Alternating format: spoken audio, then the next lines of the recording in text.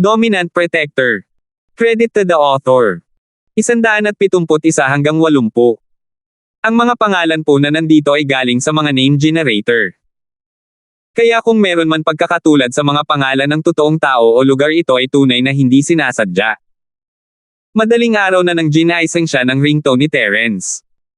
Nararanasan na niya ang mga benepisyo ng pagtulog nitong mga nakaraang araw. Napakabisa nito sa muling pagdaragdag ng enerhiya sa loob niya. Hello. Sagot ni Terence, hindi pa rin ganap na gising. Terence. Isang pamilyar na boses ang narinig mula sa kabilang dulo ng telepono. Ito si Amara Song. Oh, ang Leon. Hello. Sabi ni Terence habang humihikab. What the? Terence. Ano ang tawag mo sa akin?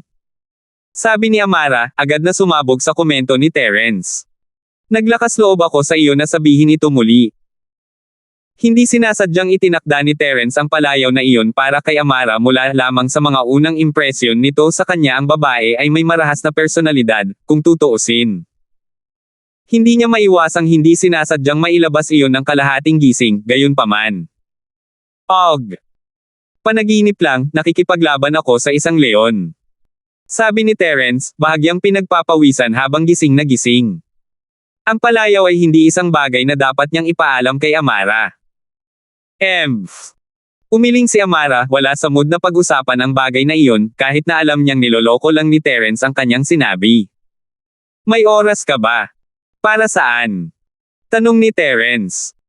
Hahanapin kita sa paaralan mamaya, sinabi sa akin ni Kapitan yang nakumonsalte sa iyo. Paliwanag ni Amara. Para matulungan ako sa kaso. Si Amara ay wala na sa mga pagpipilian. Ang paghahanap sa mga salarin sa kagubatan sa bundok ay masyadong abala. Ito ay hindi isang ligtas na lugar, at hindi niya maaaring basta na lang magtapon ng mga tao doon ng sunod-sunod. Walang anumang pag-unlad sa nakalipas na ilang araw, at naalala ni Amara ang mungkahi ni Harold. Nagpasya siyang subukan ang kanyang kapalaran kay Terence pagkatapos noon. Ang tanging dahilan kung bakit niya ginawa iyon, gayunpaman, ay dahil sa kanyang lubos na pagtitiwala kay Harold. Sa pagkakaalam niya, ang lalaki ay bodyguard ni Cheryl. Gaano kaya ang kakayahan ng isang bodyguard lang? Isang malambot na ngiti ang nabuo sa mga labi ni Terence.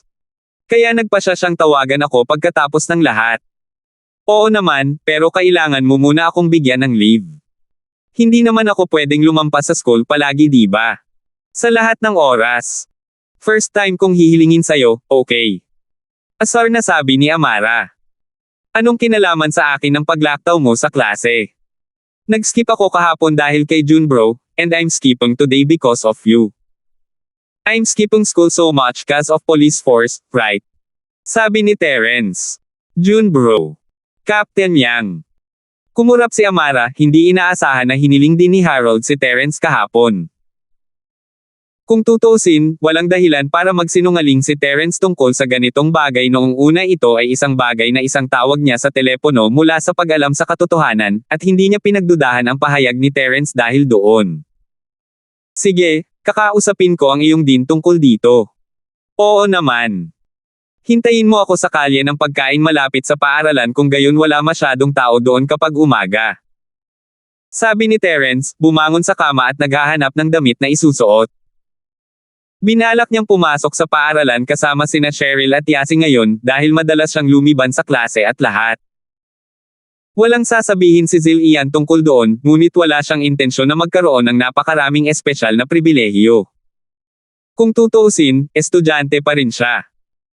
Halos hindi nahawakan ni Cheryl at Yasi ang pagkain kahapon, at nagpasya si Terence na iwan niya ito para sa kanila. Katatapos lang humingi ng tulong sa kanya ni Amara, at ligtas na isipin na kahit papaano ay ililibre niya siya ng pagkain. Sa totoo lang, hinahanap ni Terence na piliin ang mga kriminal ng mag-isa kahit na hindi pa siya inabot ni Amara, kung iisipin na sinira na niya ang mapayapang relasyon nila ni Coldy.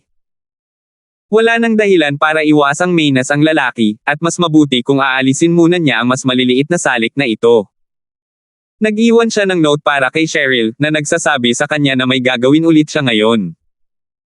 Pagkatapos ay sumakay siya sa Yas Ice Beetle, iniisip kung kailan kukunin ni Fredo ang kanyang lisensya sa pagmamaneho. Dapat ay hiniling niya kay Harold na ayusin iyon para sa kanya noong una. Kailangan pa rin ni Fredo na gumawa ng ilang koneksyon bago niya makuha ang mabilis na lisensya ni Terence. Dumaan siya sa mga slums, at bumagal ang takbo nang mapansin niya ang gangster na umaabala kay Josephine, na nasa bus stop na naman. Gumagawa ang lalaki ng mga galaw at mayamang ekspresyon habang kausap niya si Josephine, na sinubukan niyang huwag pansinin ang gangster, kahit na medyo hindi komportable. Ano ang hindi inaasahan ni Terence na muling aabalahin ng lalaki si Josephine sa lalong madaling panahon? Gumaling na ba ang kanyang puwitan? Pinaharurot ni Terence ang kanyang kamay sa manibela, ibinaba ang kanyang paa sa accelerator, at umiwas mismo sa bata. Ang mga gulong ng kanyang sasakyan ay tumitili habang ginagawa niya iyon. Itinigil niya ang bitaw saglit bago hinampas ang bata, maliwanag na magaling siya sa paghawak ng mas maliliit na sasakyan tulad nito. Nagkatitigin ang mga tao sa hintuan ng bus, halatang gulat na gulat sa eksena. Si Josephine, sa kabilang banda, ay mukhang sobrang putla at gulat na gulat din. Ang pinakaapektado, gayunpaman, ay ang bata, na pinagpawisan sa buong katawan habang nakatitig sa labis na pagkagulat sa kotse sa harap niya. Napakurap siya saglit pagkatapos, napagtanto na hindi siya nasaktan ng kotse bago tumalon palabas kay Terence. Secure mom, man. Marunong ka bang magmeneho? Bulag ba ang mga mata mo? Lumabas ka sa kotse. Nagsimulang umagos muli ang kabangisan ng binata, at akmang hahatakin ang pintuan ni Terence nang may pumasok sa kanyang isipan. Ang kotseng ito ay tila isang Beetle, at ito ay dapat na hindi bababa sa 200,000 kway. Pagkatapos ay sinubukan ng binata na makaisip ng paraan para dayin ang driver upang bayaran siya ng ilang libong halaga ng medikal na bayad. Nakalok ang pinto ni Terence, at walang paraan si Erlan para buksan ito. Susuko na sana siya nang itulak ni Terence ang pinto, dahilan para matisod si Erlan at dumapo sa kanyang puwitan. Binubuksan muli ang kanyang sugat habang siya ay sumisigaw sa sakit.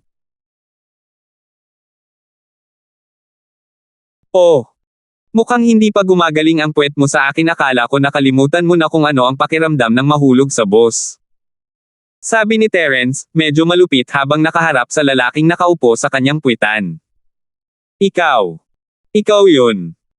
Bulalas ni Erlan, agad na naunawaan ang sitwasyon kaya naman dumiretso sa kanya si Terence. Siya ang nagtapon sa kanya kahapon sa bus. Haha, ang bait mo. Sabi ni Terence, malamig na nakatingin kay Erlan. Pero mukhang hindi naiintindihan ng utak mo ang sitwasyon. Siguraduhin mong iwasan mo si Josephine mula ngayon. Hindi ka na magiging maswerte sa susunod na mahuli kita. Ang buong paaralan ay nag-iisip sa dalawa bilang mag-asawa, gayunpaman ang katotohanan nito ay hindi mahalaga, ngunit walang paraan na maaaring baliwalain ni Terence ang mga bagay na tulad nito kapag ito ay may kinalaman sa kanyang kesentahan, mula ngayon. Bagaman, malamang natutulungan niya si Josephine kahit na wala ang buong alingaw-ngaw sa paaralan. So ikaw ang guardian angel ni Josephine. Tumawa si Erlan. Hoy, si Josephine ay nakatira sa mga slum na kilala mo. Tingnan natin na protektahan mo siya araw-araw. Kami na ang bahala sa mga utang namin sa isa't isa pagkatapos. Hindi ba, Josephine? 172. Agad na namutla ang mukha ni Josephine nang marinig ang mga salita ni Erlan, at kinagat niya ang kanyang labi habang nakababa ang kanyang ulo. Isang pahiwatig ng hangarin sa pagpatay ang bumungad sa mga mata ni Terence. Si Erlan ay naging bangkay na agad kung hindi dahil sa mga kalagayan niya. Malamig niyang tinignan si Erlan. Huwag mo akong bigyan ng dahilan para hawakan ka, okay? Dahil doon, hinawakan niya ang braso ni Josephine. Pumasok ka. Wika ni Josephine, nababagabag at nalilito sa biglaang pagsulpot ni Terence at ang mga bagay na sinabi niya kay Erlan lumalaban kay Terence ay hindi man lang sumagi sa isip niya nang ipasok siya ni Terence sa front seat. Pagkatapos ay sumakay si Terence sa driver's seat, tinitiyak na maayos ang pagkakaupo ni Josephine bago pinaalis ang sasakyan. Si Erlan naman ay galit na tumingin sa papaalis na sasakyan ni Terence. It's asking girl car, sino ka sa tingin mo? You wait and see. Wala sa magandang posisyon si Erlan para gumawa ng anuman kay Terence sa hintuan ng bus. Nag-iingat din siya sa lakas ni Terence, kung gaano kadaling itapon siya sa bus kahapon. Siya ay nasugatan pa rin sa puwitan, at magiging masama lamang para sa kanya na makipag-away kay Terence ngayon. Gayunpaman, hindi niya hahayaan ang lalaki ng ganoon, hindi rin siya nananakot kay Terence para masaya. Pagkatapos ng lahat, hindi basta-basta kayang alagaan ng lalaki si Josephine sa buong panahon. Ang Beetle ay hindi isang bagay na kahanga-hanga, alinman, at maging si Erlen mismo ay may isang taong umalalay sa kanya. Gusto niyang makita kung gaano kagalit si Terence kapag sinabi niya kay Master Bean ang ginawa niya sa kanya. Hinimas-himas niya ang kanyang puweten bago tumayo, sinigawan ng mga nakikiuso na natutuwang nanunood sa kanya. Yung titig na titig sa'yo. Isipin mo ang sarili mong negosyo. Ang mga salita ni Erlen, gayunpaman, ay nagpasigla sa pagtawa, at ang ilan sa kanila ay tinutuya pa siya ng mahina. Oo, ang iyong asno ang tinitingnan namin. Si Erlen ay isang gangster ng mga slums, ngunit kahit siya ay hindi niya kayang makipagkulitin sa maraming tao sa publiko na ganoon. Wala siyang nagawa kundi ang umalis sa kahihiyan. Nakabawi lang si Josephine pagkatapos ng ilang sandali na humandar ang sasakyan. Ano ang ginagawa niya sa kotse ni Terence? Hinawakan pa ng lalaki ang kamay niya. Hinaila siya ng lalaki sa panahon ng kalituhan, ngunit ang lahat ng nangyayari sa sandaling iyon ay malinaw na napakamali. Ihinto ang sasakyan. Sabi ni Josephine, nanginginig at namumula habang nakataas ang ulo kay Terence. Tamang-tama lang kung may makakita sa kanya sa kotse ni Terence, ang mga chismis ay mapapatunayan ang napatunayan sa puntong iyon. Ang mga alalahanin ni Josephine ay talagang may basehan, dahil nakita ni Willa si Terence na hinaila si Josephine papasok sa kanyang sasakyan. Pinigilan niya ang kanyang sarili na tawagan si Josephine nang makita niya iyon, dahil matagal nang nawala ang sasakyan. Yin, sinungaling ka. Inis na tinapakan ni Willa ang kanyang paa. Nako! Hindi ba niya naaalala ang nangyari kay Fen? Naiinis na lang siya nang makita niyang nakapikit si Erlen sa direksyon niya. Alam niya ng malinaw ang tungkol sa nararamdaman ni Erlen para kay Josephine, at ang dahilan kung bakit hindi kailanman nalampasan ni Erlen ang anumang linya sa kanyang mga pagtatangka na habulin si Josephine. Pagkatapos ng lahat, ang batang babae ay isang ganap na tigre, kumakaway ng kutsilyo sa lahat ng oras. Hindi siya isang taong gustong guluhin ni Erlen. Erlen, anong ginagawa mong kakalikot dyan? Nangangati ka ba? Baka makatulong ako sa pagmasahe sa'yo. Sabi ni Willa na naglabas ng galit sa lalaki. No. Wala lang, Wences. Natapilok ako at nahulog, yun lang. Sabi ni Erlen, mabilis na umiling, masyado siyang malas ngayon, nabunggo si Willa sa lahat ng tao pagkatapos na mabuli ni Terence. Kailangang makarating ito sa tainga ni Master Bean, kailangan niyang ipakita sa lalaki kung saan siya ginawa. Para kay Willa Lane. Hindi na siya magiging problema, sa sandaling magkaroon siya ng tamang koneksyon kay Master Bean. Ihinto mo ang sasakyan. Hindi ka pupunta sa paaralan. Tanong ni Terence, nagtataka kung ano ang sinasabi ng babae. Ako nga, ngunit hindi ko hahayaang may makakita sa akin na kasama mo. Kailangan mo akong palayain. Natarante si Josephine, hindi niya kayang buksan lang ang mga pinto ng kotse kapag nagmamaneho si Terence.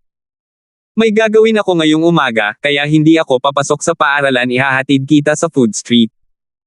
Nakangiting sabi ni Terence. Dapat okay lang iyon, di ba? Ikaw. Paano mo? Nauutol na sabi ni Josephine habang sinusubukang humanap ng sagot, habang nakatitig kay Terence. Ang kanyang relasyon ay nagiging sobrang maputik at komplikado kay Terence mula pa noong unang araw na nagkita sila. Hindi ko alam kung maniniwala ka, pero dumaan lang talaga ako. Nagkibit balikat si Terence. Si Josephine, syempre, ay hindi naniwala sa pag-aangkin na iyon, ito ay masyadong maraming mga pagkakataon. Nagkataon lang na nagkita sila kahapon nang wala sa pagkakataon. Dahil dyan, tahimik na kinulat ni Josephine ang kanyang mga labi. Wala siyang dapat ipaglaban kay Terence, at ang tanging magagawa niya ay umupo sa kanyang upuan, asar habang sinusubukan niyang tumingin sa kahit ano maliban kay Terence. Kahapon. Ikaw ba ang nagsimula? Tanong ni Josephine, biglang naalala ang tanong na gusto niyang itanong sa kanya habang nakatingin siya sa bintana. Kahapon. Kumurap-kurap si Terence, nakatingin kay Josephine ng may pagtataka. Anong nangyari kahapon? Ikaw. Hindi sigurado si Josephine kung si Terence ay naglalaro, ngunit ipinaliwanag ito sa pamamagitan ng mga ngiping nagngangalit. Ang love letter na isinulat mo sa akin. Love letter. Muling kumurap si Terence, naalala ang mga chismis na nangyayari sa paaralan. Ngumiti siya ng mapait. Sa tingin mo ganoon akong klaseng tao. Hindi ko kailangang magsimula ng anumang chismis kung gusto kitang habulin, tama? Napakawalandiya ni Terence, ngunit tama ang lalaki hindi na kailangan ni Terence, at nagpa siya si Josephine na paniwalaan ang kanyang mga salita pagkatapos ng ilang pag-iisip. Pagkatapos ng lahat, lubos na nakumbinsi ng lalaki ang kanyang ina na siya ay isang mabait na lalaki, na naghahangad na makipagkaibigan sa kanya si Josephine. Walang anumang motibo para kay Terence na magsimula ng mga chismis, ngunit lalo lang nitong ikinagalit si Josephine. Baka may nakakita sa atin na mali ang pagkakaintindi. Sabi ni Terence. Diyos, ako nagsisimula alingaw-ngaw. Mayroon pa ring dalawang babae sa bahay upang harapin. Nagalit pa sa akin ang isa sa kanila. Oh! Mahinang tugon ni Josephine, kinulat ang kanyang mga labi. Kung gayon, huwag mo akong hahanapin palagi. Iisipin ng mga tao na may problema. Sa totoo lang napadaan lang ako. Walang magawang sabi ni Terence, nahihirapan din siyang ipaliwanag nagkataon lang talaga. Ipinatong ni Josephine ang kanyang baba sa kanyang palad, tahimik na nakatingin sa labas ng bintana habang hindi na niya pinapansin si Terence. Ilang sandali pa ay nakarating na sila sa food street, at ipinarada ni Terence ang sasakyan bago binuksan ang mga pinto. 173. Ibinaling ni Josephine ang kanyang ulo kay Terence nang walang magawa. Hiniling sa iyo ng aking ina na dalhin ang iyong kaibigan sa aming bahay ngayong katapusan ng linggo. Bahay mo. Napakurap si Terence. Para saan? Hindi ko alam, okay. Umirap si Josephine. Pagkatapos ay naalala niya na si Terence ay maaaring pumunta sa kanyang klase upang magtanong ng mga detalye, at nagpa siya na ipaliwanag ang kanyang sarili. Gusto ng nanay ko na i-treat kayong dalawa sa barbecue. Dahil doon, tumakbo siya papunta sa paaralan nang hindi lumilingon sa nalilitong si Terence. Dude, saan ang bahay mo? Alam ni Terence ang mga slum na tinitirhan ni Josephine, ngunit ito ay isang malaking lugar, sino ang makakaalam kung saan ang kanyang bahay. May hula si Terence kung bakit gusto ng kanyang ina na tretuhin sila ni Jacob ng barbecue, bagaman ang recipe na ibinigay niya sa kanya ay malamang na matagumpay, at gusto niyang pasalamatan siya para dito. Umiling si Terence bago isara ang pinto para hintayin si Amara na dumating. Makalipas ang halos kalahating oras bago siya makontak ni Amara. Terence, ang iyong deans medyo easygoing, he gave you a leave without asking anything. Where are you? Ang kalye ng pagkain sa likod ng paaralan. Sinabi ni Terence, na iniisip na natural lang para kay Zillia na maging napakadali kapag nasa kamay niya ang kanyang sikreto.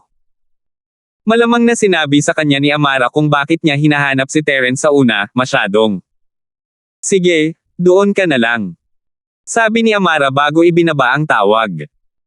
10 minuto pa bago nakita ni Terence ang isang libro na sa simula ng plaka, ito ay isang header na tauhan ng pulisya na ginagamit para sa mga sasakyang sibilyan, kahit na isang paraan na kilala ng publiko. Dahil dito, wala talagang pagkakaiba sa pagitan ng sasakyan ng pulis at ng kotseng may SG sa kanilang mga plaka. Marami sa mga awtoridad na nagparehistro para sa naturang plaka ay natagpuan ang kanilang sarili na tumatanggap ng espesyal na pagtrato. SG para sa kanta, Starfield G. Hindi makita ni Amara si Terence kahit saan, maliban sa isang dilaw na Beetle na nakaparada sa gilid ng kalsada. Tatawagin pa lang niya ito nang lumabas si Terence sa kanyang sasakyan, papunta sa kanyang direksyon. Sasakyan mo? Nagulat na tanong ni Amara. Mula sa kanyang inimbestigahan, si Terence ay isang bodyguard na inupahan ni Pablo Charlton para sa pagprotekta kay Cheryl. Malamang na mayroon siyang kotse na nakatalaga sa kanya, ngunit hindi masyadong posible na ito ay isang kotse na ganoon. Hindi ito tumugma sa pagkakakilanlan ni Terence bilang isang bodyguard, pagkatapos ng lahat. Kaya iyon. Pinapahiram niya ito sa akin ng ilang araw. Matapat na sabi ni Terence. Si Amara ay maaaring suriin lamang kung sino ang may-ari kung talagang gusto niya, pagkatapos ng lahat. I see. Pumasok ka na. Sabi ni Amara sabay turo sa front seat. Sumakay si Terence sa kotse ni Amara, at pumunta ang dalawa sa istasyon ng pulis. Napansin ni Amara ang katahimikan ni Terence pagkatapos ng ilang sandali sa pagmamaneho, at sumimangot. Wala ka bang balak sabihin? Say what? Tanong ni Terence, lumingon siya habang sinusukat niya ang katawan ng babae habang nandoon siya. Hindi ba't ikaw ang humiling sa akin? Paano ako ang dapat magsalita? Oh. I mean, gumaling na iyong sugat sa binti ko, kaya hindi na ako natatakot kaya mong pisilin ang hita ko sa lahat ng gusto mo. Ikaw. Hindi makapaniwala si Amara. Bakit nirekomende pa ng kapitan ang lalaking ito, hindi ba niya alam kung gaano siya kawalanjiye? Hindi napigilan ni Amara na sampain si Terence pagkatapos nitong pumunta at ipaalala sa kanya ang eksenang iyon sa ospital. Gangster ka. Oo. Mahinang sabi ni Terence, na nakapikit habang pinababa ang likod sa upuan. Hindi na alam ni Amara kung ano ang isasagot sa lalaki na patahimik siya. Ilang sandali pa bago siya muling nagsalita. Mahahanap mo ba ang mga sospek mula sa pagnanakaw para sa akin? Tinatanong mo ako kung kaya ko pagkatapos kung nasa kotse mo na ako. Sabi ni Terence, kinurot ang kanyang mga labi. Hindi ko maintindihan kung paano mo pinagdaanan ang lahat ng promotion na iyon gamit ang utak mo. Napakamanhid mo. Gumagamit si Terence ng termino dito na may iba't ibang interpretasyon. Napakalayo ni Amara sa pagbangga ng kotse sa pader, napaka-insulto nitong si Terence. Sakto naman na medyo reckless siya paminsan-minsan, palaging itinatapon ang sarili sa front lines tuwing may hinahabol silang mga sospek, pero hindi ba iyon itinuturing na isang heroic na katangian? Bagaman, nabanggit na ni Captain Yang ang kanyang problema sa kanya noon, na ang pinuno ng squad ay hindi dapat maniningil sa harapan ng walang pagsasaalang-alang para sa kanyang mga kasamahan sa koponan at naglalaro na bayani. Si Amara ay hindi dapat mag-isip ng mga bagay na tulad nito. Ito ay katulad ng isang digmaang medieval, ang general ay hindi maaaring basta-basta maningil sa harap ng ganoon. Iba kung ang general ay napaka-epic na ito ay magpapalakas sa moral ng buong hukbo, ngunit sila ay karaniwang tapos na kung sakaling ang general ay makatagpo ng isang biglaang pagtatapos dahil sa pagkakalantad na inilagay niya sa kanyang sarili. Naunawaan iyon ni Amara, at sa kabutihang palad para sa kanya, walang masyadong masamang nangyari sa kanila dahil sa kanyang kabayanihan, at iyon ang nagbigay sa kanya ng oras upang itama ang kanyang mga lakad. Ngunit hindi naintindihan ni Amara ang ibig sabihin ni Terence, hindi niya pinag-uusapan ang kanyang kabayanihan sa panahon ng operasyon. Sa paraang nakita niya ito, mas makatuwiran para sa kanya na alisin ang mga kaaway ng mag-isa kung may sapat siyang kumpiyansa na pangasiwaan ang lahat ng iyon ng solo. Kung tutuusin, hindi na kailangan ang walang kabuluhang mga sakripisyong maganap kung mapipigilan niya iyon. Pinag-uusapan niya kung paano hindi masyadong magaling si Amara sa mga detalye, tulad ng kung paano niya hindi napansin ang pinsala sa binti nito sa unang pagkikita nila. Pinuntahan pa niya ang sugat nito pagkatapos malaman ang tungkol dito. Okay then. Sana mahuli natin ang mga sospek sa patnubay ni Master Linford. Sabi ni Amara na nakanganga ang mga ngipin, iniisip na haharapin niya si Terence kapag nabigo itong maghatid. Oo. Susubukan ko. Tumango si Terence. Wala akong magagarantiyahan kahit ano. Gustong sipin ni Amara palabas ng kotse si Terence sa puntong iyon. Para saan pa niya ipinakikita kung wala siyang masisiguro? Saan tayo patungo? Biglang tanong ni Terence.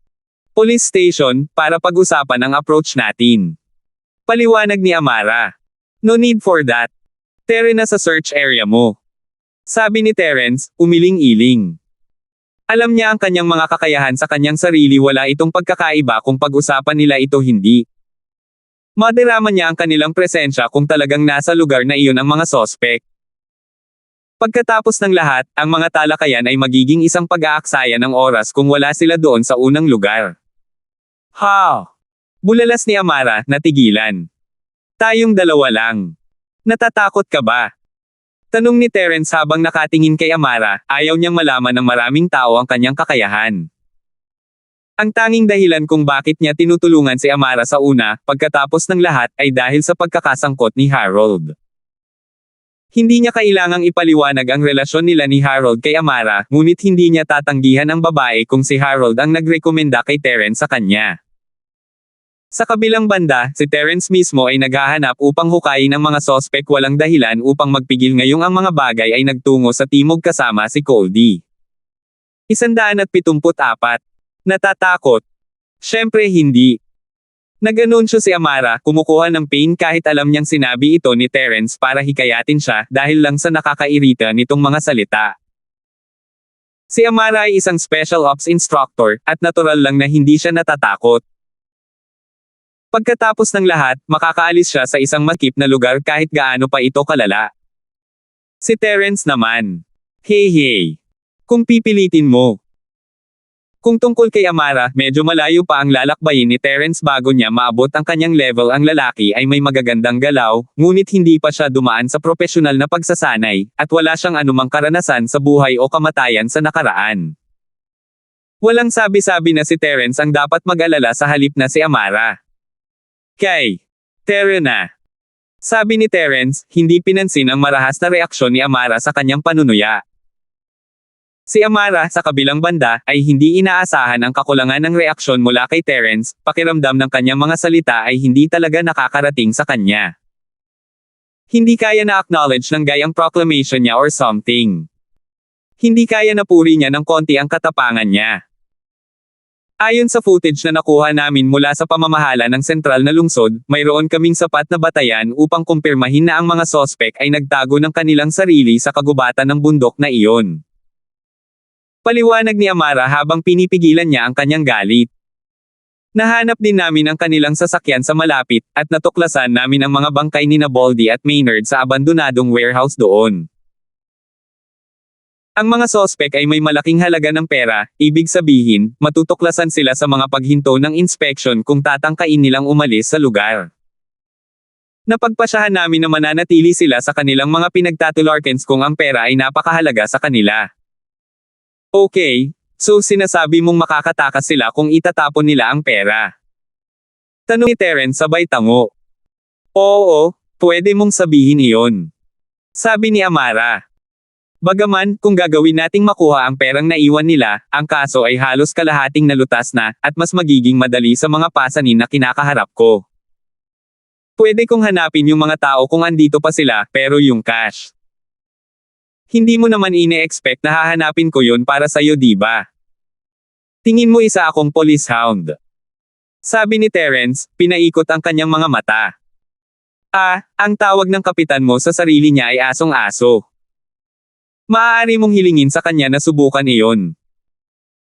Huminto ang kotse sa marahas na paghinto sa gilid ng kalsada, at pareho ang katawan ni Terence at Amara na bumangga mula sa biglaang paghinto. Ano bang problema mo? Sumimangot si Terence, hindi inaasahan na magiging marahas ang reaksyon ni Amara. Huwag insultuhan ang kapitan. Gawin mo itong muli, at kailangan kong hilingin sa iyo na bumaba. Utos ni Amara, nag-aapoy ang kanyang mga mata habang nakatitig kay Terence na parang gusto niyang sugurin siya para sa tanghalian. Angkop para sa paglalarawan ng Lian, na si Terence para sa kanya. Ganun ba ito? Hindi sigurado si Terence kung ano ang sasabihin. Hindi niya inaasahan na magiging ganito siya kaproteksyon kay Harold. Baka nai-inlove na siya sa kanya. Gusto mo ba si Harold? Tanong ni Terence. Huwag sana ninyong bahiran ang kadalisayan ng aming relasyon. Ang tingin namin sa isa't isa ay magkapatid.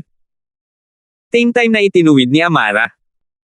Don't use your filthy imagination on this. I'm protective because of my respect and admiration towards him, alright. He's like my mentor. He cared for me, supported me, taught me. He watched me grow. Mahinang ngumiti si Terence. Kung gayon, magagalit ka ba kung tawagin ka ni Harold na isang aso? Ako. Nagulat si Amara, hindi inaasahan ang tanong na iyon nang wala sa oras. Umiling siya bilang tugon, matapat na sumagot. Bakit ako?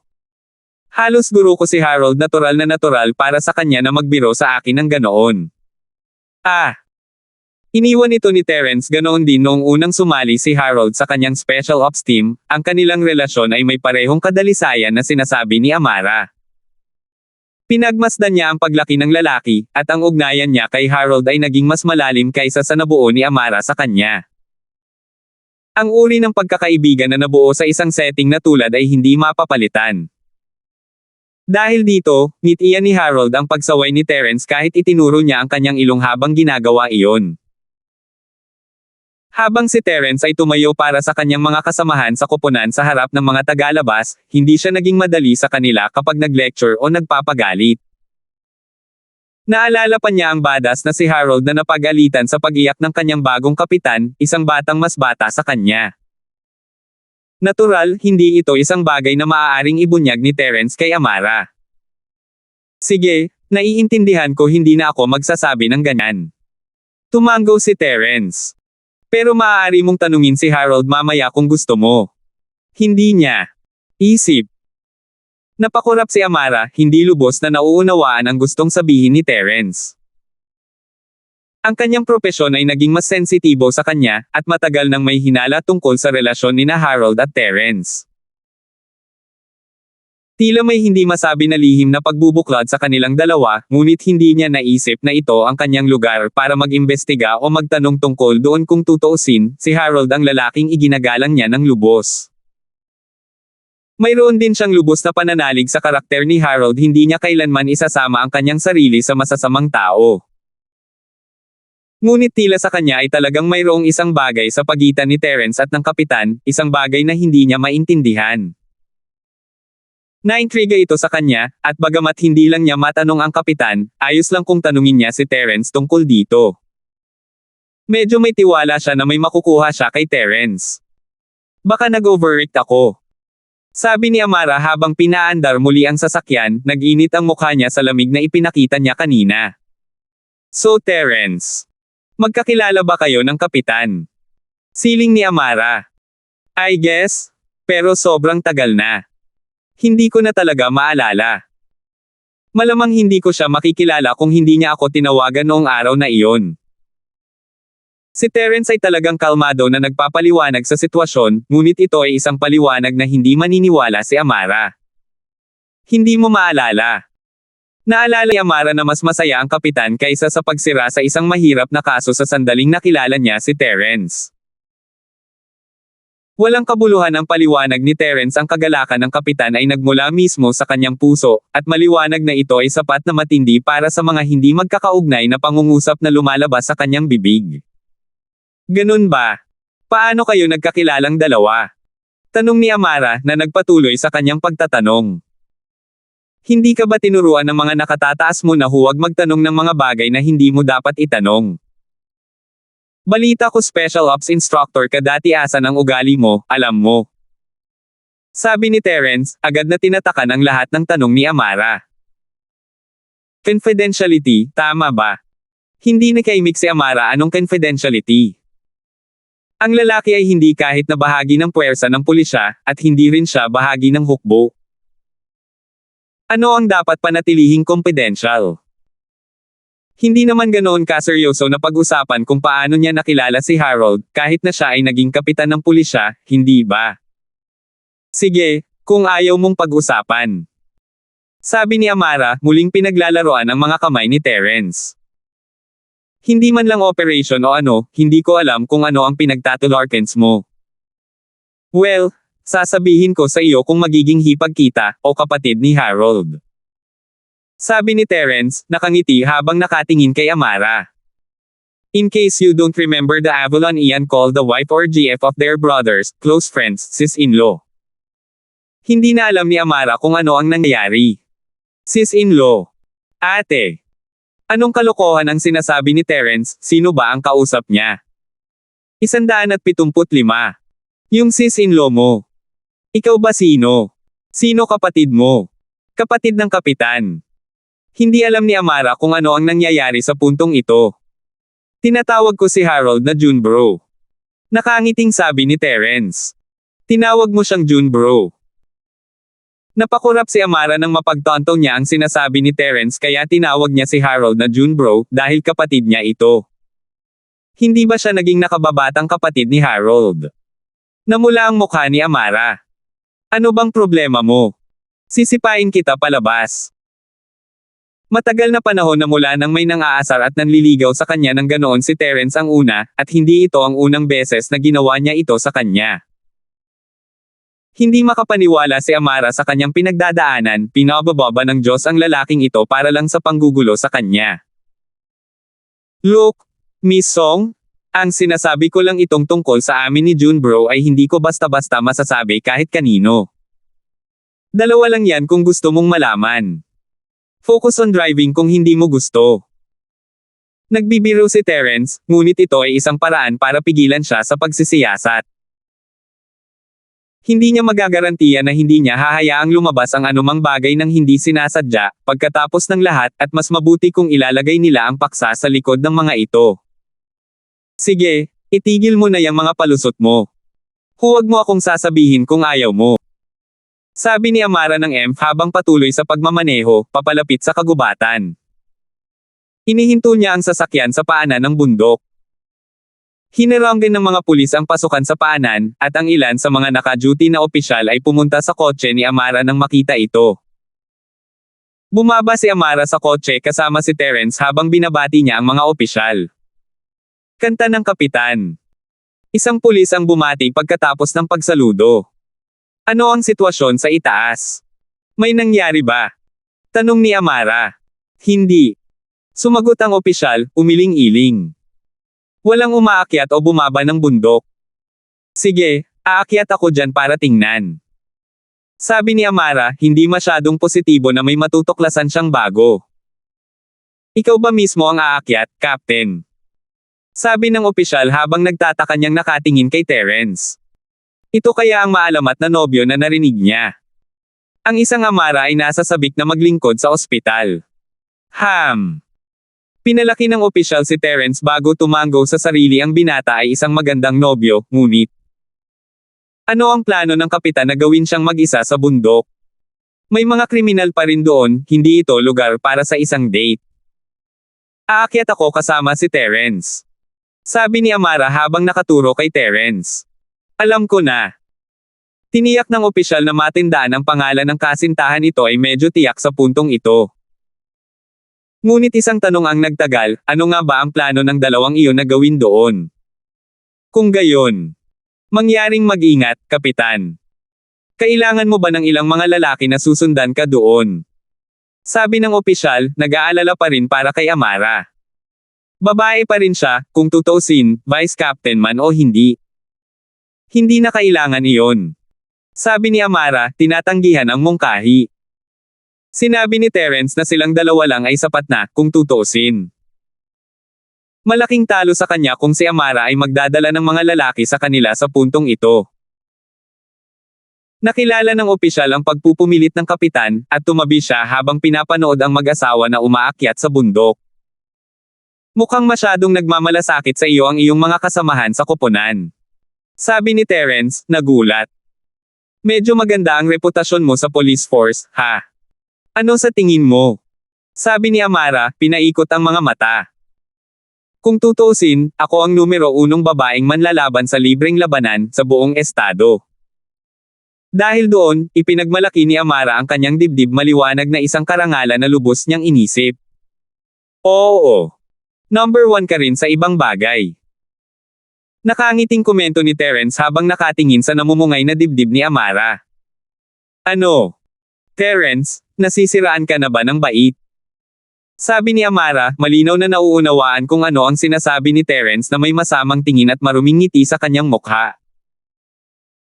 Maaaring ikaw ang pinakamahusay na babaeng mandirigma, ngunit hindi iyon garantiya na magagawa mong ibagsak ang mga lalaki. Sabi ni Terence, umiling-iling. Hindi bababasa, sa tingin ko ay hindi ka katugma ni Harold. Ano?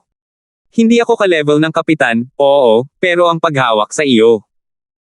Magiging one-sided na parang pinaglalaroan kita. Sabi ni Amara na may masamang tingin kay Terence. Maaari mo akong tingnan ang lahat ng gusto mo, ngunit kailangan mo munang maging mas malakas kaysa sa akin. Nagkibit balikat si Terence sa mga salita. Subukan natin yan minsan. Oo naman, sisiguraduhin kong aamin ka kapag natalo kita. Sabi ni Amara habang nakakunot ang kanyang mga labi, natural na hindi masyadong iniisip ang mga kakayahan ni Terence sa pakikipaglaban. Pagkatapos ay nagsimulang lumingon si Terence sa paligid nang umakyat sila sa bundok, inilibot ang kanyang mga mata sa paligid habang siya ay naglalakad.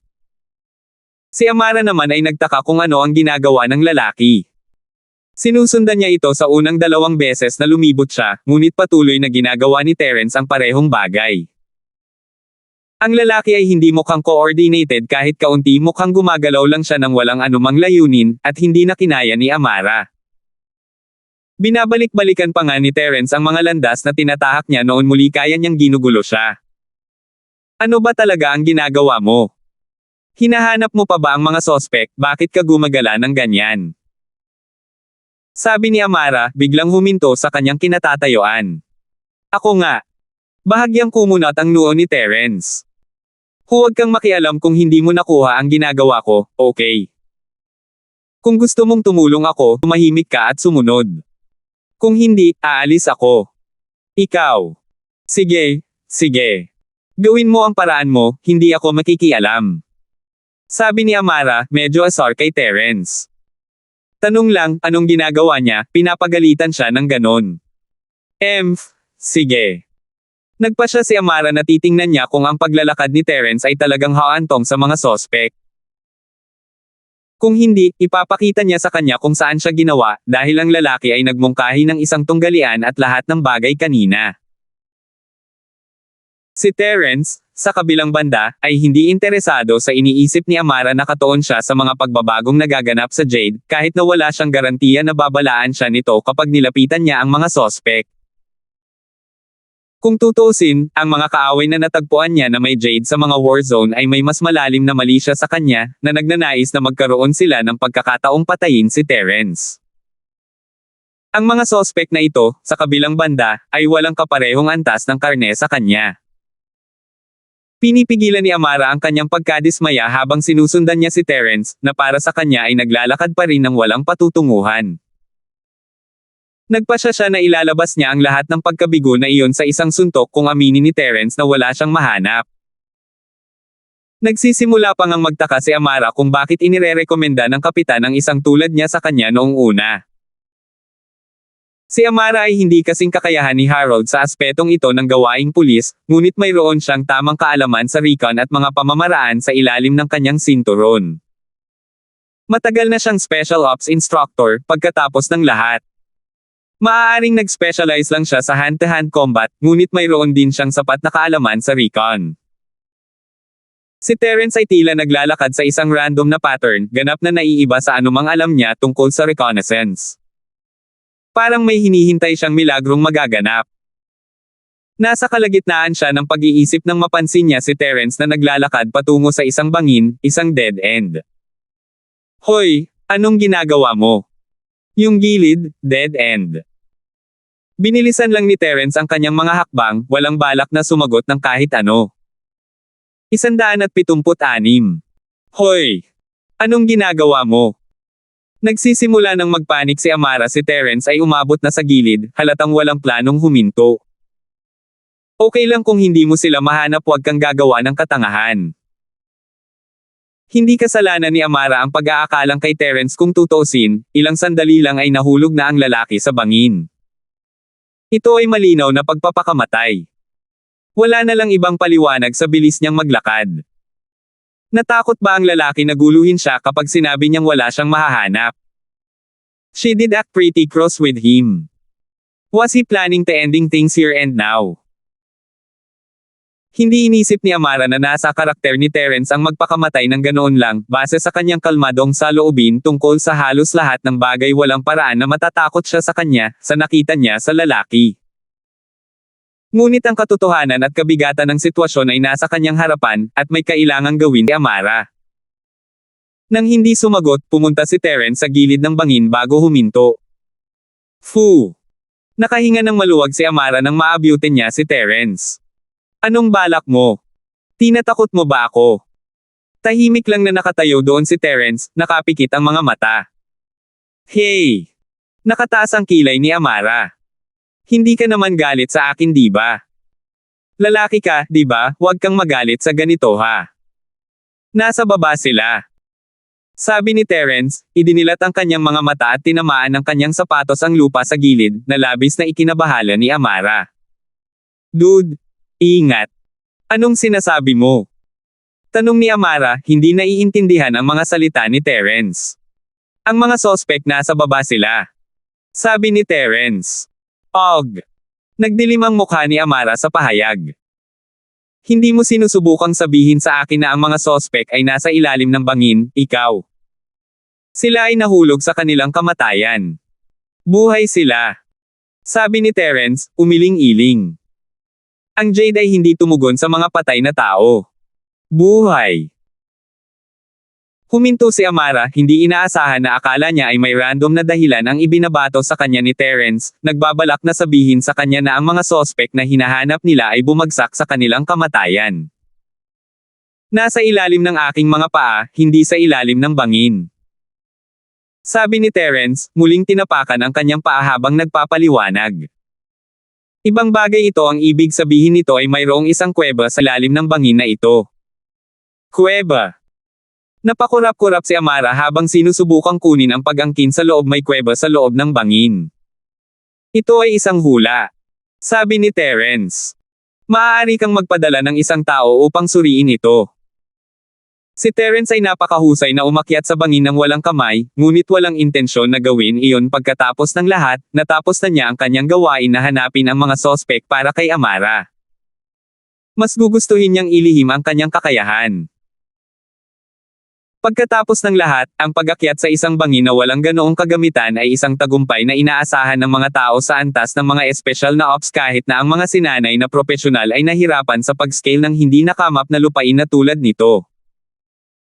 Ang pagsasagawa ni Terence ng pinaniniwalaang mahirap na gawain ay makakaakit lamang ng hinala ng mga espesyal na operasyon na si Amara. Sigurado ka? Hindi kayang tanggapin ni Amara ang sinabi ni Terence. Kung tutuusin, ang lalaki ay talagang naglakad-lakad lamang ng random bago huminto sa gilid ng isang bangin. Sinabi sa kanya na ang mga sospek ay nagtatago sa isang kuweba sa loob ng bangin.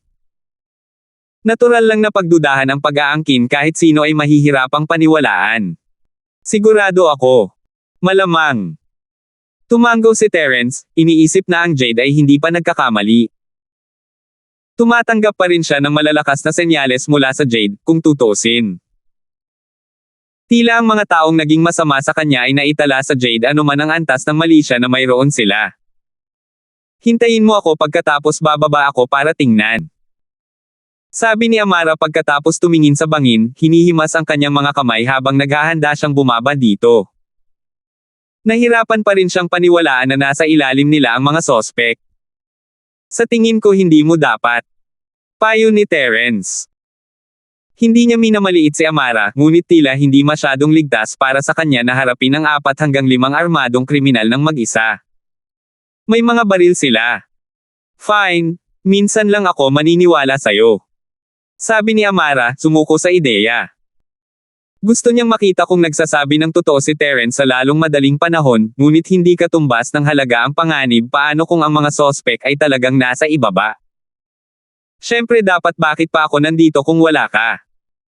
Bagaman, naunawaan ni Terence ang dahilan ng mga pagdududa ni Amara, marahil ay tila isang himala kahit kay Harold kung narinig niyang natagpuan ni Terence ang tall Arken sa kanyang unang pagsubok. Ako ang makikipag-ugnayan sa chopper, may dadalhin silang mga lalaki. Sabi ni Amara habang inilalabas ang phone niya. Gumagamit na sila ng mga helicopter para sa paghahanap noon, ngunit hindi sila makababa dahil sa mga puno, umiikot lamang sa lugar at sumusuko kapag walang nagpakita. Totoo rin na hindi pa sila nagpadala ng chopper para tingnan kung may kuweba sa bangin. Noon nagpasya si Amara na gamitin ang kanyang tiwala sa kapitan kasama si Terence, dahil ang lalaki ay mukhang may tiwala at lahat. So pwede na ba akong pumunta? Tanong ni Terence, iniisip na wala na siyang magagawa ngayong natagpuan na ang mga sospek. Hindi. Agad namang tumanggi si Amara. Maghintay hanggang mahuli ang mga sospek. May klase pa ako. Sabi ni Terence. Ihahatid na kita sa klase. Giit ni Amara. Okay kung ganoon. Sabi ni Terence habang nakaupo siya sa lupa para mas makita niya si Amara, pinasadahan ng tingin ang figure nito. Napakagandang tanawin. Talagang napakaganda. Ipinagpalagay ni Amara na inilalarawan ni Terence ang tanawin mula sa bangin, ngunit parang may kakaiba, na nag-udyok sa kanya na sundan ang tingin ni Terence. Namula ang mukha niya nang mapagtanto niya kung ano ang sinasabi ng lalaki. Gusto niya talagang sipin si Terence sa bangin sa puntong ito. Saan ka nakatingin? Ang isang bahagi ng iyong katawan ay naninindigan kaya nakaharang sa aking paningin. Ng langit. Inosenteng sabi ni Terence. Oo, hanapin mo. Dukutin ko ang mga mata mo para linisin ang sapatos ko. Pagbabante ni Amara habang inilalayo niya ang kanyang katawan sa mga mata ni Terence. Tinatakot mo ako, tatawag ako ng pulis. Walang pag-aalinlangan na sabi ni Terence habang siya ay nakaka-relax at inihiga ang sarili sa lupa. Big sis, here is the police. Why don't you tell me your concerns? Sabi ni Amara na may masamang tingin. Kung ganoon ay wala lang. Sabi ni Terence. Walang gaanong magagawa si Amara, maliban sa pagtitig sa lalaki. Hindi nagtagal bago dumating ang chopper, at tumunog ang telepono ni Amara. Sinabi niya sa kanila ang lokasyon ng kaaway at ipinadala sila upang siyasatin ang bangin. Hindi masyadong umaasa si Amara, ngunit muling tumunog ang kanyang telepono. Nandoon lahat ang mga sospek, maliban sa mga namatay na miyembro na sina Baldy at Maynard. Hindi nakaimik si Amara, may mga tao ba talaga doon? Hindi ba't sinubukan ni Terence na iwasan ang mga bagay-bagay? Mukhang hindi na, pero... Paano naging sigurado ang lalaki, at paano niya nalaman ang tungkol sa kuweba noong una? She'd been following him around the whole time, so how come nalaman niya ang tungkol dito at hindi niya alam? May makakapagsabi pa ba sa kanya kung ano ang nangyayari? 177. Hindi maiwasan ni Amara na mamula sa mga papuri na ibinabato sa kanya ng kanyang mga nasasakupan. Ang gulo ng kanyang iniisip habang nakatingin kay Terence, nakahiga sa lupa na parang walang kinalaman sa kanya ang lahat. Inutusan niya silang dalhin ang mga sospek sa pulisya, at sinabi sa kanila na susundan niya sila ilang sandali, bago ibinaba ang tawag. Maraming kredito ang naghihintay sa kanya pabalik sa istasyon, at naisip na ni Amara ang nakangiting mukha na sasalubong sa kanya ng direktor. Ngunit hindi man lang masaya si Amara. Dahil si Terence ang nakakita sa mga sospek, at si Amara ay hindi na sigurado kung ano ang gagawin. Hello. Sinabi ni Amara kay Terence, na hindi sumagot. Yumuko siya at ibinaba ang kanyang katawan para tingnan si Terence. Paano mo nagawa? Hindi mo ba ako sinusundan buong oras? Sinabi ni Terence na nakaukas ang mga mata habang natutuwa siya sa napakagandang tanawin na ibinibigay sa kanya ni Amara. Oo, pero buong oras mo akong iniinis. Wala akong alam. Sa kabilang banda, paano naging sigurado ang lalaki sa kanyang hula? Obserbasyon. Sabi ni Terence, natural na inilihim ang Jade. Minutong pagmamasid at mapangahas na haka-haka. Naglalakad-lakad ako ng random, ngunit parang ito lang hindi ito random. Oh! Si Amara ay nagsimulang maniwala sa mga bagay na sinabi ni Terence, ngayong napatunayan na niya ang kanyang sarili. Kaya ang paglalakad sa paligid ay hindi naging random sa lahat. Ang ginawa ko ay nakiramay lang ako sa mga sospek. Nagpatuloy si Terence.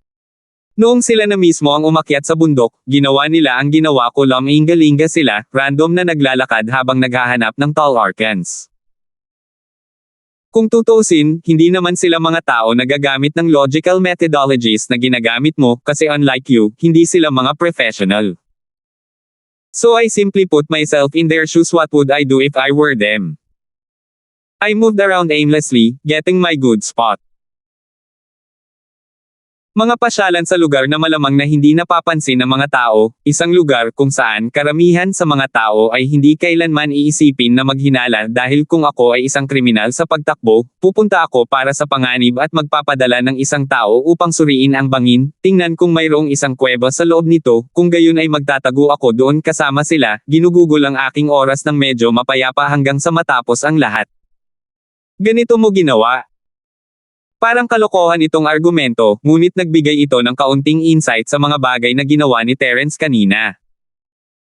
Ipinaliwanag din ito kung bakit siya naglalakad ng walang patutunguhan kanina. Paano ko pa kaya nagawa? Nagkibit balikat si Terence.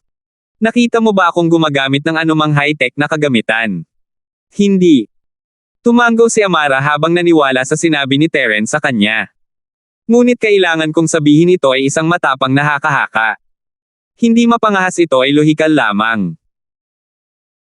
Ang mga kriminal na ito ay hindi kasing propesyonal tulad ninyo, at mayroon lamang isa pang posibleng paliwanag kung ang iyong mga propesyonal na paraan ng paghahanap ay hindi nakakakuha ng sinuman dahil hindi sila maaaring maging mas propesyonal kaysa sa iyo. Sagot ni Terence. Ito ay nangangahulugan lamang na gumawa sila ng isang bagay na maglalagay sa kanilang sarili sa panganib. Well, ano man ang paraan, kailangan kong magpasalamat sa iyo. Nakita ni Amara na napakasimple ng paraan ni Terence, parang banibiro siya ng lalaki. Ngunit wala siyang masabi, ngayong natagpuan na ang mga sospek. Hindi na kailangang magpasalamat sa akin, kinuha ako ni Mr. Charlton para alagaan si Miss Charlton, kaya natural lang sa akin na tumulong sa paghuli sa mga may masamang hangarin sa kanya. Sabi ni Terence, pinatigil ang kalokohan. Naiintindihan ko kung bakit inirerekomenda ka ngayon ng kapitan. Sabi ni Amara. Ngunit, kanino mo natutunan ang lahat ng ito? Pagkakaiba lang ng mentality. Sabi ni Terence, umiwas sa tanong. Tinitingnan mo ito mula sa pananaw ng pulisya, at tiningnan ko lang ito mula sa isang regular na tao. So hanggang kailan ka titingin? Biglang sabi ni Amara. Dapat ko bang ipagpatuloy ang pagbaba ng katawan ko para sa iyo?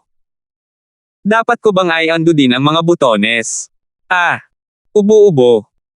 Sambit ni Terence, medyo nahihiya na nahuli ni Amara kung saan siya nakatingin, nagsasalita din siya na may seryosong mukha sa buong oras. Nakatingin lang ako sa langit. Then continue looking. Aalis na ako. Sabi ni Amara, inayos ang katawan habang tumalikod para umalis. Tapos na ako. Tara na. Sabi ni Terence habang tumetalon sa lupa bago tinapik ang kanyang damit. Ang pulis ay hindi na nakalagay sa pasukan, ngunit dalawa sa mga opisyal ang nanatili habang hinihintay nila ang pagbabalik ni Amara. Nakakamangha ka, Captain Song, natagpuan mo sila sa isang paglalakad lang sa bundok. Pinuri ng mga opisyal, maliwanag na narinig nila ang pangamba. Namula lang si Amara sa papuri, hindi siya, si Terence ang may gawa ng lahat. Marahan niyang sinulyapan si Terence para lang makitang tila hindi ito nakikinig. Napabuntong hininga si Amara bago bumaling sa mga opisyal.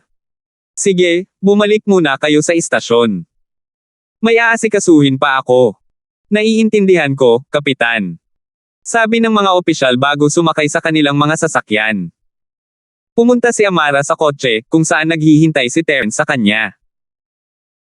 Binuksan niya ang mga pinto, at pinaandar niya ang kotse, halatang nahihiya sa papuri na ibinigay sa kanya ng mga opisyal. Tandaan, sa iyo ang kredito. Wala itong kinalaman sa akin. Si Terence talaga ang unang nagsalita. Napakurap si Amara sa mga salita, nakatingin kay Terence nang may pagtataka. Ano ang ibig niyang sabihin doon? Tumingin ka sa kalsada kapag nagmamaneho ka. Paalala ni Terence. Huwag mong sabihin kahit kanino ang tungkol sa nangyari ngayon, panatilihin ito sa pagitan natin. Medyo abala ako kamakailan, kaya wala akong oras upang makitungo sa ibang mga bagay. May reward ang pulis na nakahanda para sa taong nagbibigay ng impormasyon, 200,000 cash. Ayaw mo niyan? Tanong ni Amara, hindi naiintindihan ang hindi interes ni Terence sa kredito. Ako, ngunit ito ay magiging masyadong mahirap. Sabi ni Terence. Sa tingin mo ang mga lalaking iyon lang ang nasasangkot? May mga taong sumusuporta sa kanila. Sinasabi mo na ayaw mo ng mga tao na nagtatarget sa iyo para sa paghihiganti. Sabi ni Amara, nahuhuli sa iniisip ni Terence. Siguro hindi paghihiganti, ngunit alam ko ang tungkol sa mga taong sumusuporta sa kanila. Nagkibit balikat si Terence nang walang pakialam. Likas na malalaman nila ang tungkol sa akin kung sinira ko ang kanilang mga plano, at higit pa rito kapag pinag-uusapan ko ang tungkol sa gulo. Hindi ako naghahanap na makisali sa lahat ng iyon, nasa ilalim lang ako ng trabaho ni Pablo, naiintindihan mo ba? So you want to mind your own business? Geez, just say you don't wanna help anymore, what's with your stretch out explanation? Hindi makapaniwala si Amara ang Terence na ito ay hindi direktang nagsasabi sa kanya na huwag siyang abalahin sa hinaharap. Buti naiintindihan mo, sabi ni Terence. Maliban na lang kung importante tutulungan kita kung ganoon, pero para lang kay June bro. 178. Napakunot ng noo si Amara habang tinitingnan kung gaano kasaya si Terence sa kanyang sarili, hindi man lang ito tamang paraan na ginamit niya. Oo naman, inilagay ng lalaki ang kanyang sarili sa posisyon ng mga sospek, ngunit ang isang diskarte na tulad nito ay hindi gagana halos lahat ng oras, hindi ito isang bagay na maaaring opisyal na gamitin o anumang bagay. Amara, gayunpaman, ay walang paraan upang malaman na kahit si Terence ay inisip ito bilang isang hanggal na paraan ng paghahanap. Hinding-hindi siya irerekomende ni Harold para sa trabaho kung iyon lang ang diskarte sa pakikiramay sa kanya, at hindi niya kailanman tatanggapin ang trabaho sa simula pa lang. Ang mapanlin lang na titig ni Terence na patuloy na dumudumi sa katawan ni Amara, sa kabilang banda, ay nagtakda kay Terence na maging isang lalaking higit na walang kahihiyan kaysa sa aktwal na hitsura niya sa mga mata ni Amara. Huwag kang mag-alala, Master Linford. Hindi kita guguluhin maliban kung talagang kailangan natin ito. Sabi ni Amara habang nakakunot ang kanyang mga labi, naiinis sa kung gaano siya ka-proud sa kanyang sarili na si Terence bodyguard lang ang lalaki, ano sa tingin niya ang ginagawa niya, nagpapahangin ng ganoon. Manam. Buti naiintindihan mo. Malutong na tumango si Terence. Familiar ka ba sa pangalang Coldy? Coldy. Tumigil si Amara na parang may naiintindihan. Naghihinala ka na si Coldy ang utak sa likod ng mga magnanakaw. Hindi ako naghihinala na siya nga. Sabi ni Terence. Siya ba? Paano mo nalaman? Sabi ni Amara, natigilan. Chairman Charlton. Hindi, mula mismo kay Coldy. Sabi ni Terence, walang planong itago ang impormasyon kay Amara.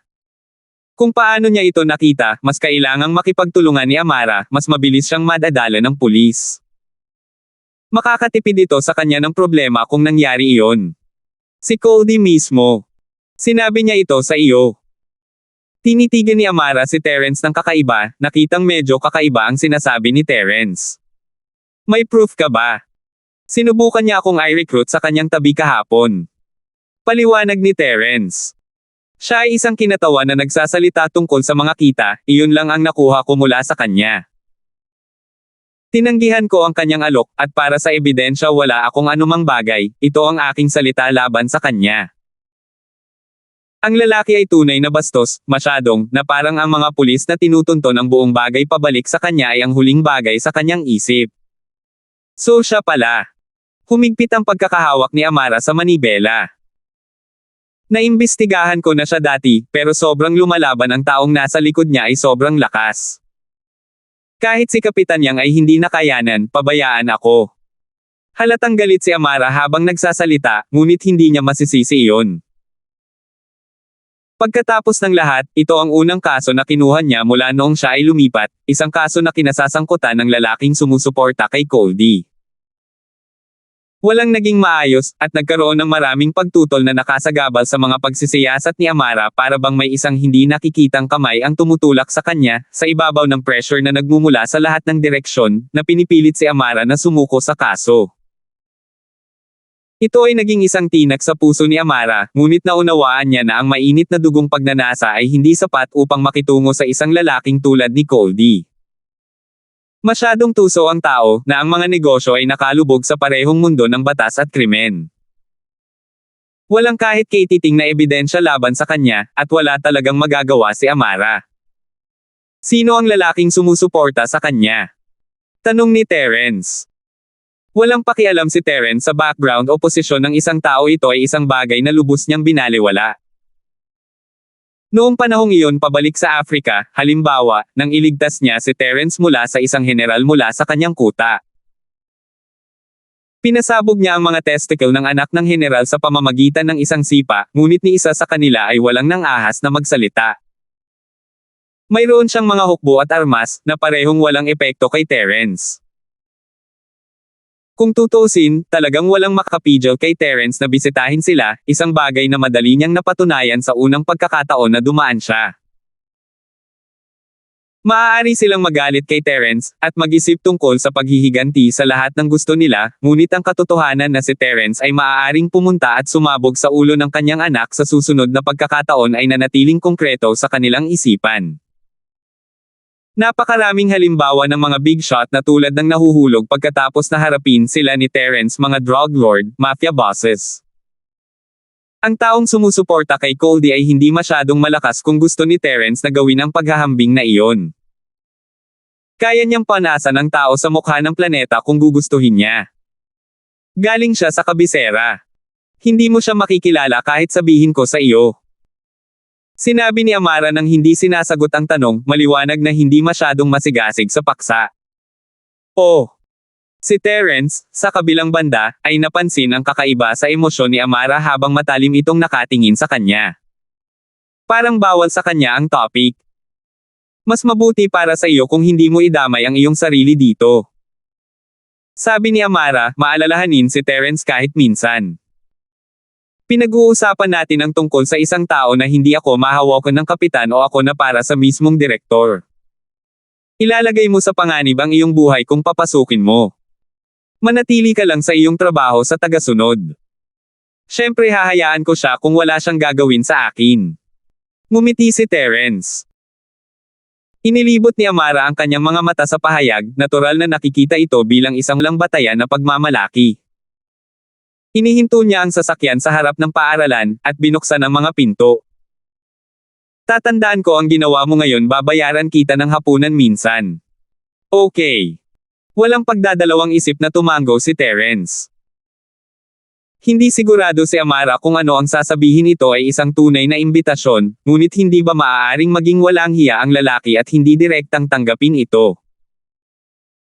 Si Terence, sa kabilang banda, ay bumaba ng kotse at nagsimulang maglakad papunta sa paaralan, hindi masyadong interesado sa kung ano ang iniisip ni Amara sa kanya. Nabasag ni Coldy ang 4 o 5 bote ng red wine pabalik sa Solid Cloud, lahat ng mga ito ay mula pa noong dekada 80. Si Janong ay nakatayo sa gilid habang ang pula ng alak ay kumakalat sa sahig, nakatulad ng kung paano ang isang lusik ng dugo. Nakayuko ang kanyang ulo habang hawak niya ang 1,982 laugh na iniabot lang sa kanya ng isang waiter. Coldy bro. Eto. F***king sheet. Sigaw ni Coldy habang inililipat ang alak sa kanyang LED TV, nabasag ito at nabasag ang TV habang ang pula ay tumalsik sa lahat ng dako. Ang 1,982 laugh ay isang luho, ngunit nakadepende iyon sa kung ano ang inihambing nito. Sa tabi ng 2 Golden Class Masters, walang kwenta ang alak. Ito ay 2 gintong Masters, maagang yugto at peak late phase. Sila ang pinakamakapangyarihang mga karakter sa lungsod, mga halimaw. At ngayon sila ay patay mula sa isang F***ing car accident. Ito ay isang bagay na hindi matanggap ni Coldy. Magkakaroon siya ng mas madali at mas madaling panahon na aminin ang kanyang pagkatalo kung ang dalawa ay namatay sa labanan, iyon ay kanyang sariling kasalanan, at pati na rin ang mga Masters dahil sa pagkatalo sa isang labanan. Ngunit ano ang kalokohan na ito tungkol sa isang aksidente sa sasakyan? Nagpadala pa siya ng isang tao upang mag-imbestiga dito dahil sa pagtanggi ni Coldy na tanggapin ang katotohanan, at ang mga resulta ay simple at prangka. Ang kaliwang gulong ay sumabog, at ang kotse ay nawala ng pagkakahawak sa kalsada mula sa bilis na tinatahak nito, na nagresulta sa paglipad nito mula sa bangin. Gayunpaman, ang sanhi ng pagbutas sa unang lugar, gayunpaman, ay nanatiling hindi alam dahil ang buong sasakyan ay nasunog at naging abo. May mga hinala si Coldy may posibilidad na si Terence ang may pananagutan sa lahat, ngunit walang anumang patunay. Nahirapan din siyang paniwalaan na magagawa ni Terence ang anumang bagay sa isang mabilis na sasakyan. Gayunpaman, pareho ang pananagutan ni Coldy kay Terence. Hindi mangyayari ang ganitong bagay kung hindi niya kailangang patayin si Terence sa simula pa lang. Dumudugo ang puso ni Goldie sa puntong iyon, mas magiging abala ang mga bagay kung wala ang dalawang Golden Class Master sa kanyang tabi. Ang tanging ruta niya ngayon ay tawagan ang lalaking umalalay sa kanya. 179. Ayaw masigawan ni Goldie, ngunit ito ay isang tawag sa telepono na kailangan niyang gawin. Ito ay magtatapos sa kanyang trabaho bilang tagapagsalita kung hahayaan niyang makarating muna ang balita sa tao. Alam na alam ni Goldie ang kanyang posisyon habang tinatapakan niya ang lahat ng gusto niya sa Starfield bilang isang karakter na may ganap na kapangyarihan, na ang lahat ay nanatili sa ibabaw. Walang alinlangan na ang taong nag-back up sa kanya ay nangangailangan lamang ng isang pangungusap upang mapalitan siya ng isang Wang Goldie, o Son Goldie. Bilang resulta, ang galit ni Goldie ay nabawasan sa isang maingat na pagpapakumbaba sa tuwing kasama niya ang taong ito.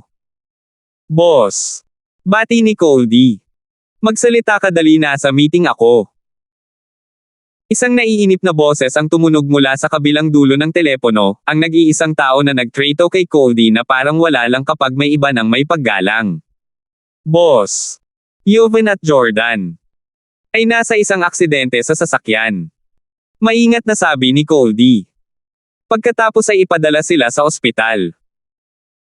Ang mga maliliit na pinsala na tulad niyan ay hindi dapat mahalaga sa kanilang konstitusyon, bakit mo pa sinasabi sa akin ito? Ano pa ba? Naiinip na sabi ng tao. Hindi sila maliit na sugat, boss. Sabi ni Goldie, may mapait na ngiti sa kanyang mukha. Boss, ang kotseng sinasakyan nila, isa sa mga gulong ay sumambulat sa labas ng kalsada, at nahulog ang sasakyan sa bangin. Gaano kalubha ang mga pinsala? Sabi ng amo na may tame time na boses, maliwanag na binibigyang pansin ang sitwasyon ngayon. Patay na sila. Sabi ni Goldie. Ano? Patay. Halatang nagulat ang amo sa paghusga sa boses. Teka, hayaan mo akong umalis sa meeting room. Okay. Mabilis na sabi ni Goldie. Ilang sandali pa bago muling nagsalita ang amo. Ano ang nangyayari? Ang mga master ng gininto ang klase, patay sa isang aksidente sa sasakyan. May iba pang kwento, boss. Sinimulan ni Goldie na ipaliwanag ang mga pangyayari kagabi, nang ipadala niya sina Joven at Jordan kay Terence matapos tanggihan ng lalaki ang kanyang alok. Terence. Sabi ng boss, inulit ang pangalan. Siya ang may gawa nito. Hindi ako sigurado, boss. Ngunit mula sa ibabaw ang lalaki ay dapat nakapantay ni Joven. Sabi ni Goldie. Kapareho ng antas ni Joven, tulad ng sa unang bahagi ng Golden Class. Sigurado ka ba? Tanong ng amo. Sa pangkalahatan, oo. Sabi ni Goldie. Sige, naiintindihan ko. Sagot ng amo. Mayroon akong meeting na pupuntahan, ngunit huwag mong isipin na wala ka sa sarili. Huwag ka nang manggulo muli. At saka, bibisita ka ni Lil Bean sa loob ng ilang araw. I see, Master Bean. Magandang balita iyan. Panigurado, boss, sisiguraduhin kong babatiin ko siya ng maayos. Ginagarantiyahan ka agad ng Goldie. Si Quentin Zhao, kung tutuusin, ay isang bastard na anak ng amo, isang bagay na natural na inilihim sa publiko, maliban sa ilang tagaloob tulad ng Goldie. Ang opisyal na pagkakakilanlan ni Quentin ay ang isang nagsisimulang negosyante, na naging posible dahil sa suporta ng amo. Pagkababa ng telepono, nakahinga ng maluwag si Goldie, at least, parang hindi siya mapapalitan, base sa tono ng amo. Ang mga kahihinatnan ay mas magaan kaysa sa naisip niya. Ngunit ang bastard son na binisita siya ay nangangahulugan na ang amo ay higit pa o hindi gaanong hindi nasisiyahan kay Goldie. Ito ay sinadya bilang isang paraan ng pangangasiwa. Alam na alam ni Goldie kung anong uri ng tao si Quentin, isang klasikong halimbawa ng isang young master. Lalo siyang naging malupit at mayabang kamakailan, marahil dahil sa matagal na pagsupil sa kanyang pagkakakilanlan. Ito ay isang magandang pagkakataon para kay Goldie na patunayan ang kanyang sarili. Quentin, enjoying kanyang oras dito sa kanyang mga establishmento ay tunay na ibig sabihin ng solusyon sa lahat ng kanyang mga problema. Dahil doon, muling gamaan ang kalooban ni Goldie. Fourth period na nang umabot si Terence sa klase, katatapos lang ng exercise break. Boss, ang ganda mo boss, araw-araw lumalaktaw sa klase. Bulong ni Jacob. Pulis yun, hindi pa rin naaayos ang lahat. Sabi ni Terence. Oh, nakikita ko. Sabi ni Jacob, pinabayaan ito pagkatapos marinig ang paliwanag ni Terence. Libre ka ngayong weekend. Tanong ni Terence, biglang naalala ang imbitasyon ni Josephine. Ngayong weekend. Oo, ano na boss? Sabi ni Jacob, medyo nasa sabik na si Terence ay may mga plano para sa kanila, wala naman siyang pinaplano sa kanyang sarili para sa katapusan ng linggo, kung tutuusin. Tinanong ako ng nanay ni Josephine sa bahay nila nitong weekend para mag-barbecue. Pupunta ka? Tanong ni Terence. Seryoso boss? Nasa stage ka na. Sabi ni Jacob, nanlaki ang mga mata niya sa hindi makapaniwala habang nakatitig kay Terence.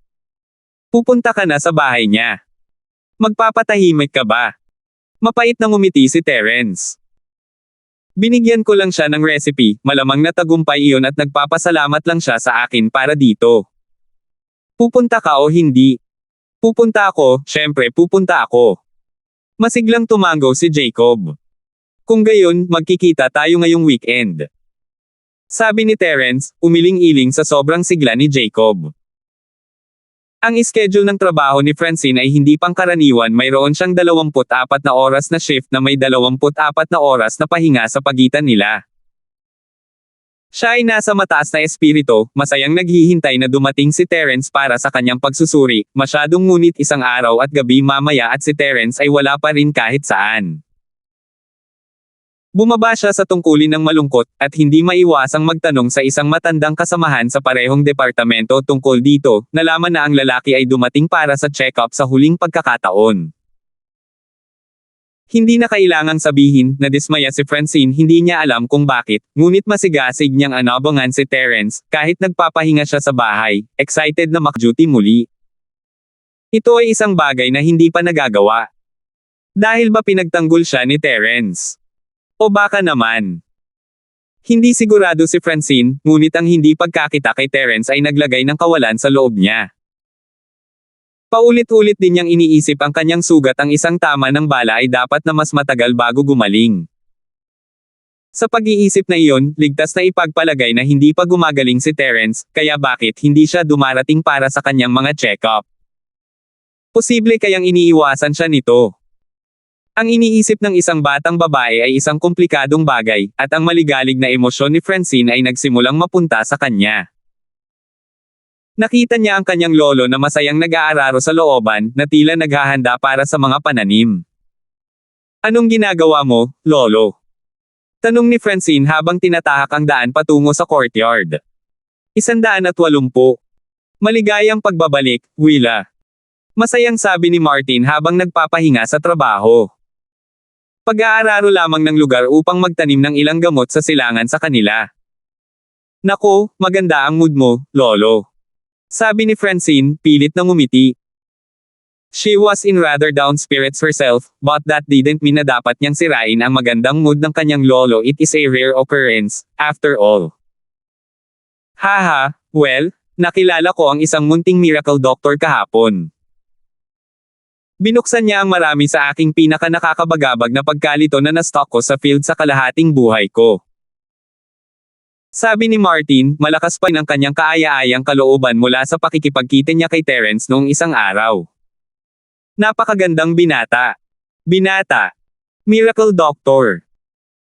Si Martin, sa kabilang banda, ay nagulat sa balita ang kanyang lolo ay isang titan sa mundo ng medikal, na binansagan ng iba bilang Miracle Dr. Larkins. Anong uri ng karakter ang kinailangan ni Martin para tawagin siyang Milagro Doctor? Ayon sa kanyang lolo, ito daw ay isang kabataang pinag-uusapan nila. Ang edad ay hindi gaanong mahalaga sa proseso ng pag-aaral. Sabi ni Martin sabay wave ng kamay. Ang relasyon ko sa kanya, kahit hindi sa pangalan, ay isang mag-aaral at tagapagturo kasama niya, si lolo ang estudyante. Estudyante. Nanlaki ang mga mata ni Martin habang nakatitig sa kanyang lolo na hindi makapaniwala. Hindi niya akalain na nagbibiro ito, may doktor ba na ganito ang kalibre. Mabait siyang bata, Willa. Hahanap ako ng araw para anyayahan siya, kapag wala kang duty maaari kang magluto ng ilang pinakamasarap na pagkain para sa amin. Nakangiting sabi ni Martin. Lumaki ka ngayon bilang isang mabuting babae, Willa. Oras na para isipin mo ang mga plano sa pagpapakasal. Lolo. Nahihiyang nagulat si Francine sa pahayag, napayuko ang kanyang ulo sa kahihiyan at ang imahe ni Terence ay kumikislap sa kanyang isipan sa hindi malamang dahilan. Naunawaan ni Francine kung saan nahuhulog ang kanyang lolo, ang kanyang paghanga sa munting himalang doktor ay malinaw din, gusto niyang pagsamahin sila. Si Francine, gayunpaman, ay hindi masyadong interesado sa ideya, dahil una ay hindi pa niya nakilala ang lalaki, at pangalawa, ang naiisip lang ay namula ang kanyang mukha. Haha. Si Martin, natural, ay walang ideya kung ano ang iniisip ng kanyang apo. Ipinapalagay niya na siya ay napahiya sa ideya, at nagpa siya na ihinto ang pag-uusap tungkol dito. Aba, bakit hindi ka na magpahinga? Gabi ka naman nag-duty kahapon, di ba? Yeah. Well, aakyat muna ako din, lolo. Tumango si Francine, bumantong hininga habang papasok ng villa at paakyat sa kwarto niya. Binabalak ni Terence na magmaneho pauwi sa Beetle nang matapos ang paaralan. Nagpunta siya sa Food Street pagkatapos makipaghiwalay kay Jacob, na nag-text na kina Yasi at Cheryl na hindi siya uuwi sa kanila sa kotse ni Fredo ngayong gabi. Nag-iisip si Terence na kumuha ng mga detalye kung saan nakatira si Mrs. Duran, ngunit wala ang barbecue stand ngayon. Nagmaneho siya pabalik sa distrito ng Villa, ngunit pumunta muna sa lugar ni Yasi sa halip na kay Cheryl, nagpaplanong kunin ang kanyang computer para sa mas mahusay na access sa impormasyon online. Ang Villa ni Yasi ay may parehong pangunahing istruktura tulad ng mayroon kay Cheryl, na may parehong estilo ng pagsasaayos. Malamang sabay na ni-renovate ang dalawang gusali. Sa sala ay may mga panty at bra na nakakalat sa mga sofa, at si Terence ay pinagpawisan habang iniiwasan niyang tingnan ang mga ito sa abot ng kanyang makakaya. Ayaw niyang sipin nito na siya ay isang pervert o anupaman, kahit na wala ito para mahuli siya. Umakyat siya sa ikalawang palapag, sa wakas ay nakita niya kung ano ang hitsura nito sa itaas na palapag ng mga villa. Mayroong 4 na silid, at pinananatili ni Terence ang isang kagalang-galang na saloobin habang hinahanap niya ang computer. Nakita ito sa pag-aaral bago ito dinala sa kanya.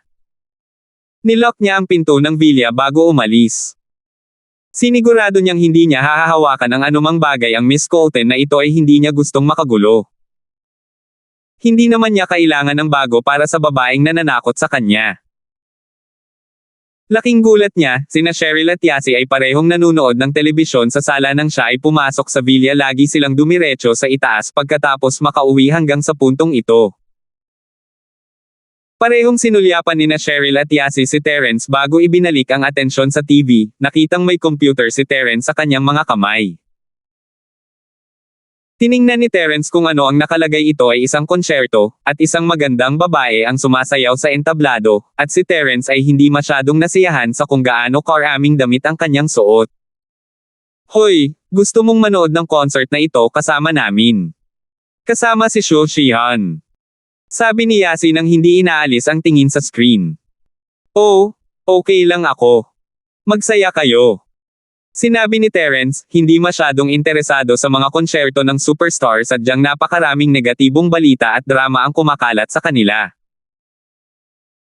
Ang babaeng iyon sa entablado, masyadong naramdaman ni Terence na siya ay gumagawa ng isang halatang innocent na pagkilos para sa kapakanan ng pag-akit sa mga batang babae tulad nina Cheryl at Yasi.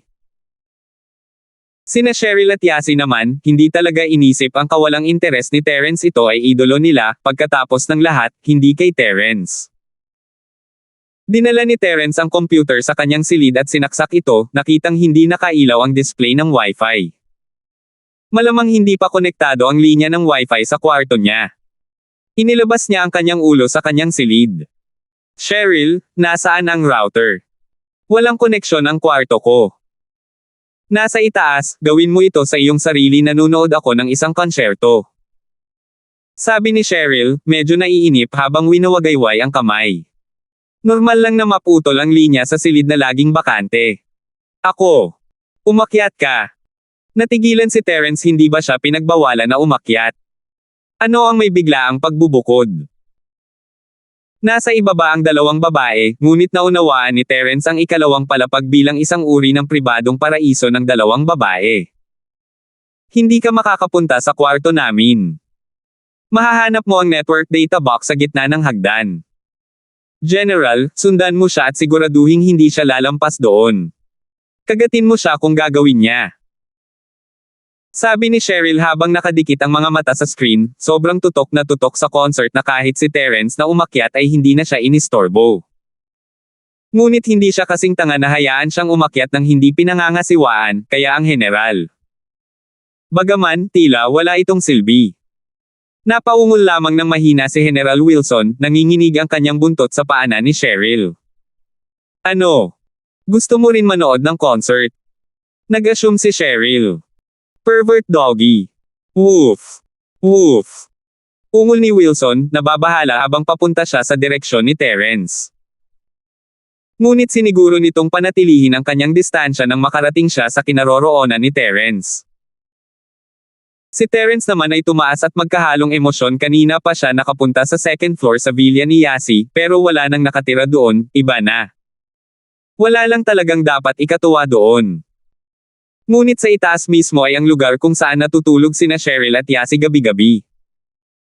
Hindi maiwasan ni Terence na matuwa sa naisip. Salamat po at sinamahan ninyo ako, ingat lagi mga master.